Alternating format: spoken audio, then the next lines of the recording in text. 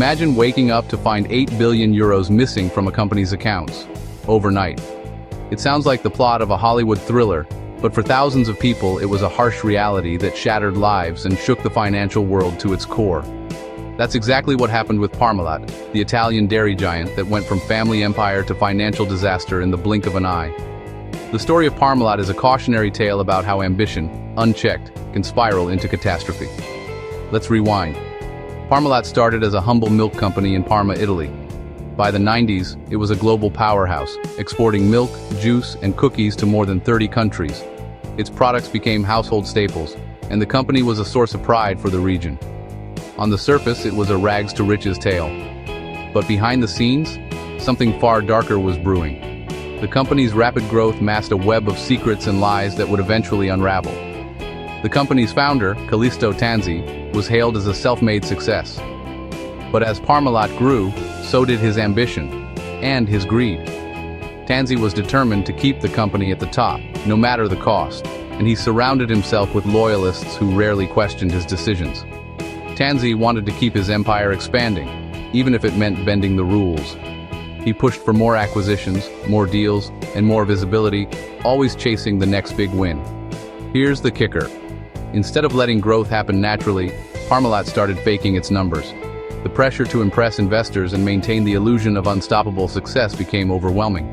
They created fake bank accounts, forged documents, and orchestrated a complex web of lies that fooled even the most seasoned financial experts. They even invented non-existent assets. Entire warehouses of supposed inventory were nothing more than numbers on a spreadsheet, and fake investments were reported as real profits. The goal? Convince investors and banks that everything was fine, while hiding massive debts.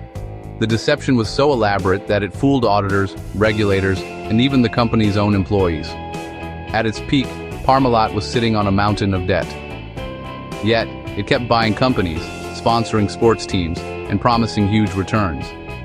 The company's name was everywhere, from supermarket shelves to the jerseys of top soccer clubs, but you can only juggle so many lies before they come crashing down. The cracks in Parmalat's facade were growing, and it was only a matter of time before the truth emerged.